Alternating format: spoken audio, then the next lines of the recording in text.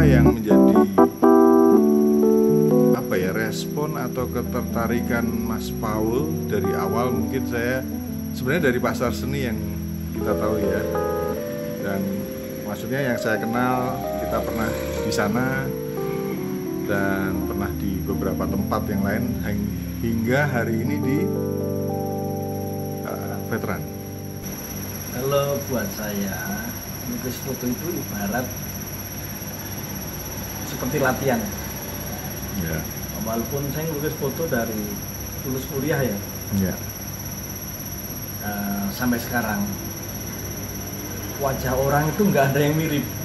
Dan itu butuh kepekaan ya. Dari satu orang yang sama, saya ngelukis yang paling sering itu Ajahn Brahm. Ajahn Brahm. Itu melukis bisa sampai satu orang, bisa sampai 20 kali atau lebih. Tokoh Buddha ya, Buddhis ya. Tokoh Buddha. Ya. Itu pernah satu order itu langsung 6 wajah yang berbeda dari orang yang sama. Oke. Jadi bukan berarti karena saya ahli melukis atau saya sering melukis wajah jadi gampang. Enggak juga. Saya harus setiap wajah itu tetap berjuang untuk tingkat kemiripannya itu. Dan selama masih berkutat dengan cat minyak atau kanvas, itu saya akan pasti saya terima. Jadi saya nggak hitung angka dulu. Syukurlah kalau klien itu mengapresiasi dengan harga yang bagus, saya terima kasih sekali. Tapi intinya sih aku buat latihan, karena pekerjaanku yang sebenarnya bukan di lukis foto. Pekerjaanku ya di karya pribadi yang buat pameran itu. Jadi sehingga kalau saya berpameran tunggal ataupun bersama, sama sekali aku nggak mengharapkan kalau nggak laku pasti nggak apa-apa. Jadi dalam persiapan pameran tunggal kemarin tahun 2020 Maret pas pandemi saya pameran tunggal. Kemarin 2021 Desember saya pameran tunggal. Dan itu terjadi karena lukis foto tadi. Jadi lukis foto itu buat saya ya sangat menolong saya supaya karya itu ngumpul, nggak dijual. Saya ingat beberapa penghargaan ya, Philip Morris, terus Jakarta Art World kalau nggak salah ya. Apa aja Mas itu yang mungkin saya hanya sepengetahuan, mungkin secara detail bisa ada informasi. Pertama kali saya menang itu Indonesian Asian Art Award. Itu IAA. Itu sebenarnya saya mengalami kegagalan itu 3 kali. Jadi tiap kali lomba saya ikut, lomba lagi, ikut lagi, dan saya gagal terus. Dan pas keempat mungkin tema yang saya ajuin sangat tepat atau gimana, saya dapat pemenang. Pemenangnya langsung 5 besar. Itu saya langsung ya kayak Tuhan kasihan sama saya aja lah. Jadi saya kasih angin surga. Kemudian ada pameran lomba lagi Jakarta Art Award. Saya ikut lagi, saya menang lagi. Ada lagi Golden Palette Art Award, saya menang lagi. Ada Indofood Art Award, saya ikut, saya finalis. Yang Indofood itu lanjutan dari bebarengan sama Indonesian Asian Art Award. Jadi saya punya 2 karya, saya kirim satu-satu. Ya minimal ada yang nyangkut lah. Taunya? Yang nyangkut Yayasan Seni Rupa ini. Saya masuk dan dikirim ke Thailand waktu itu. Oke Mas.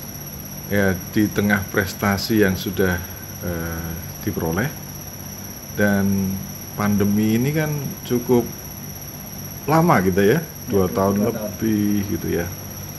Apa yang menjadi mungkin usaha atau gift atau sesuatu yang bisa dilakukan di saat ini selama ini Mas?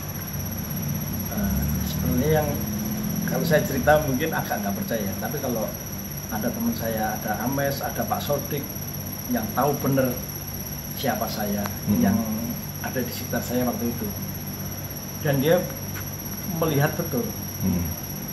Dan saya ngomong, Pak, saya omset bisa 2-3 kali lipat dari sebelum pandemi. Ya. Di lukis foto ini, Ya. saya nggak ngerti. Posisi saya nggak di Ancol, posisi saya di Pasar Gembrong. Ya. Tapi harga saya tetap. Dan itu berjalan. Dan itu jalan. Dan tidak terpengaruh, bahkan lebih dan 2 kali lipat ya. Dan 2-3 kali lipat. Dan 2-3. malah saya bisa pameran tunggal. Ya. Padahal sebelum pandemi saya sulit sekali untuk ngumpulin karya untuk pameran tunggal itu. Jadi ini bukan sesuatu yang menghalangi, justru mungkin banyak terobosan, banyak ide, banyak gagasan ya. Sepertinya kita seniman itu melangkah aja lah. Jadi kalau kita siap, pameran itu sudah ada sebenarnya, undangan pameran itu ada, biaya itu pasti ada gitu. Cuman kalau kita nggak siap ya Sama aja lagi. Jadi kita ketika materi siap itu ternyata ada tempat. Jadi waktu pandemi itu orang benar-benar nggak siap. Saya dengar semua pelukis itu pada ambruk gitu, pada kesulitan. Ya. Dan nggak punya karya. Saya punya karya banyak, makanya terjadilah pameran Corona at Equator itu. Ya, itu di posisi momentum matahari tepat Di Ekuator, di tepat ekuator ya. Jadi mencoba bikin lukisan itu selama sebulan di dalam ruangan kaca. Ya. Nah, itu momennya saya pakai pas matahari di atas ekuator persis.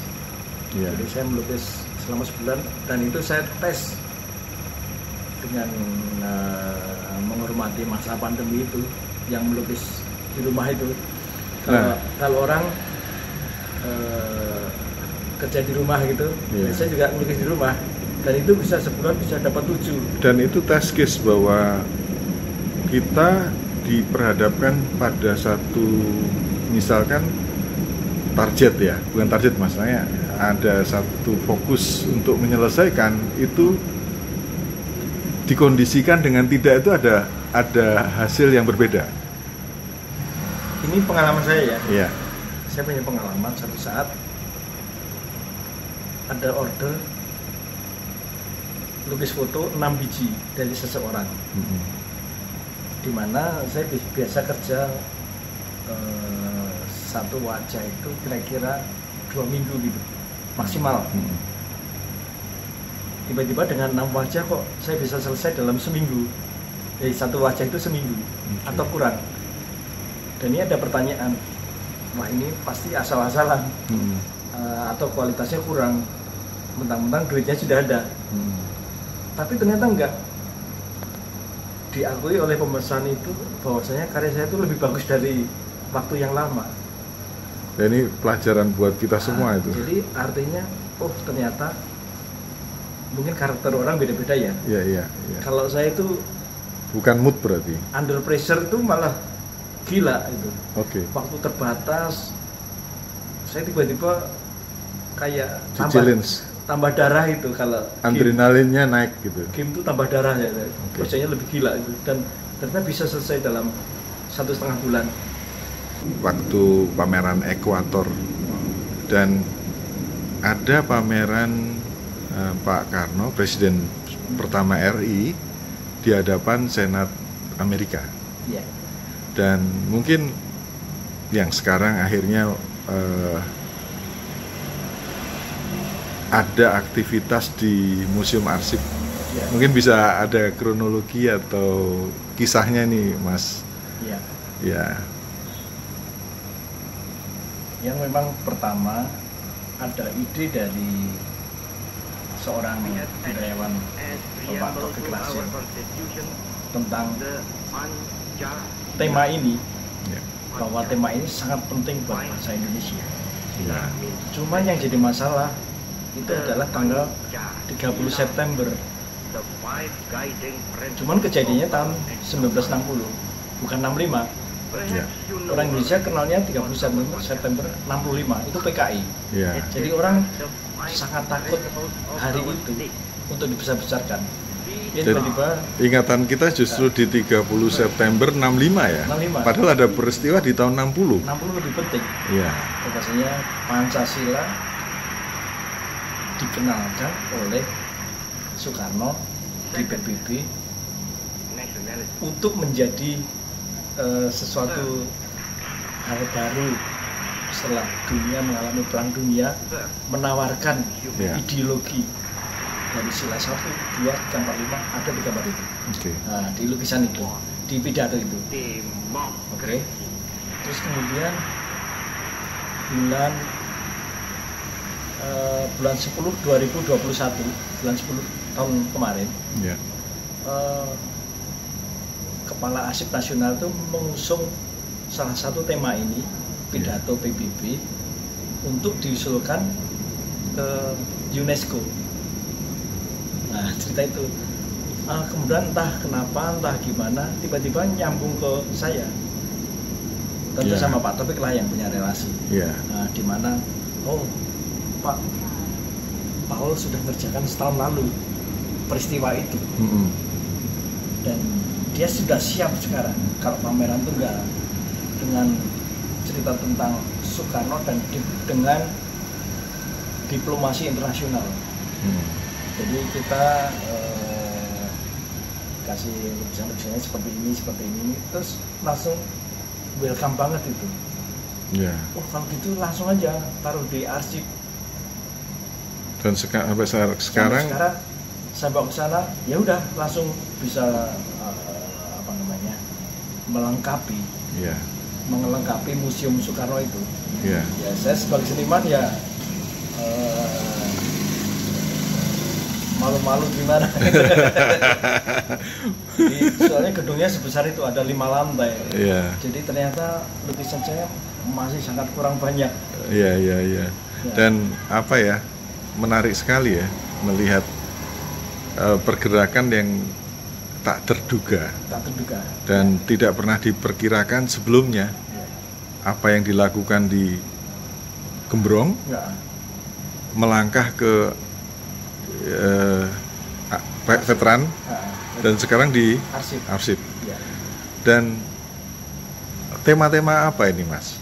Mungkin tema-tema karya dari potret dari Pak Karno yang bagaimana, dan dengan style yang bagaimana juga, mungkin bisa sedikit disampaikan. Jadi saya punya pengalaman melukis itu kan, saya melukis apa aja saya lukis.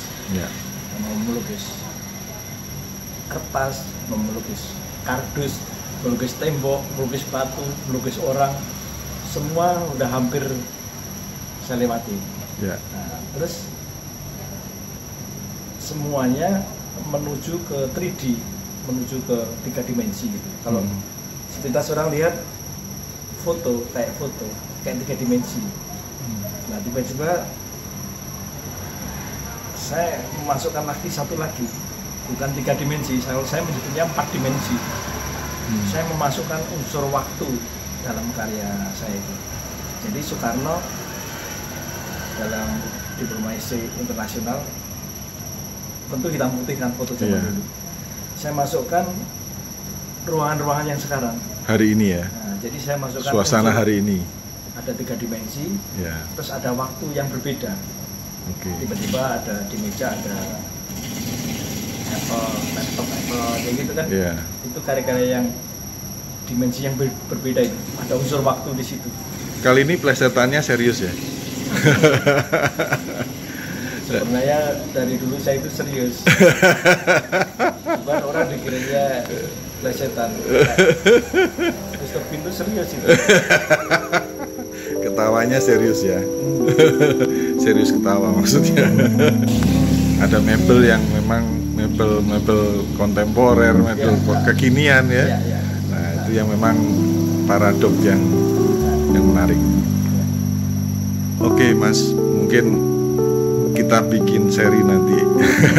Kita ngobrol lagi kan, masih banyak kan apa yang mesti kita sampaikan, tapi hari ini saya rasa sangat menarik dan terima kasih udah ngobrol-ngobrol. Selamat malam.